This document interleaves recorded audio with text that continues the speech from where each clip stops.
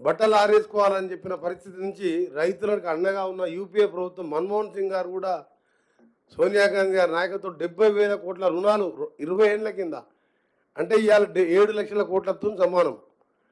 అలాంటి రైతు ప్రభుత్వం మాది. ఇవాళ రైతుల గురించి ఎవరైనా నాటకాలు ఇచ్చినా మా శ్రీనివాస చెప్పినట్టు ఇప్పుడే మా జిల్లాలో చూసుకున్న నల్గొండలో 99.9% అయిపోయింది ధాన్యం.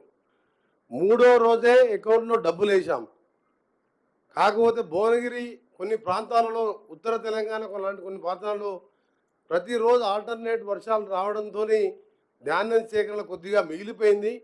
దాన్ని కూడా ఇప్పుడు త్వరగా పూర్తి చేసి వారం 10 రోజుల్లోనే పూర్తి చేయాలని చెప్పి క్యాబినెట్లో ముఖ్యమంత్రి గారు ఆదేశాలు ఇవ్వడం జరిగింది. మేమందరం కూడా అదే పని మీద ఉన్నాం. కలెక్టర్లకు కూడా ప్రతిరోజు ఫీల్డ్ సందర్శించాలని చెప్పి మంత్రులు కానీ ముఖ్యమంత్రి గారు ఆదేశించడం జరిగింది. అందుకని నిన్న మొన్న ఏదో ధర్నాల పేరు మీద డ్రామాలు చేసిండ్రు. అందుకనే నేను ఎలక్షన్ కమిషన్ కోడ్తో ఇవాళ క్యాబినెట్ నిర్వహించినాం కాబట్టి ఎక్కువ వాళ్ళ గురించి మాట్లాడకుండా వాళ్ళ రైతుల గురించి ఏం చేసిందో తెలుసు. 1,00,000 రూపాయల రుణమాఫీ అంటేనే 6-8 విడతలు చేసినప్పుడు ఇవాళ మా ముఖ్యమంత్రి మేము ఆగస్టు 15వ తారీఖు లోపు రుణమాఫీ కూడా చేయబోతున్నాం. తప్పకుండా ఈ ప్రభుత్వం ఒక ఆలోచన ఒకటే ఎగ్జాంపుల్ చెప్పి ముగిస్తాను.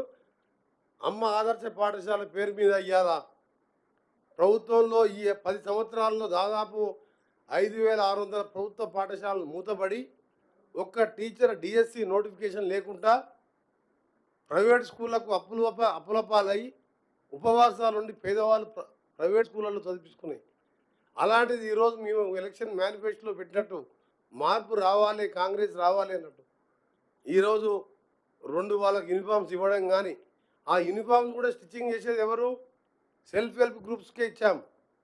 మొదటిగా ఒక డ్రెస్ వచ్చేస్తుంది బై 6th వరకల్లా, మళ్ళీ 15th లోపు రెండవ యూనిఫామ్స్ ఇచ్చి బ్లాక్ బోర్డ్స్, పెయింటింగ్స్, బాత్రూమ్స్తో సహా ఈరోజు విద్యారంగాన్ని 10% బడ్జెట్లో 20,000 కోట్లు పెట్టిన ఇది ఇందిరమ్మ ప్రజాప్రభుత్వం. ఇది తప్పకుండా మేము చెప్పిన కార్యక్రమాలు అన్నీ చేస్తాం.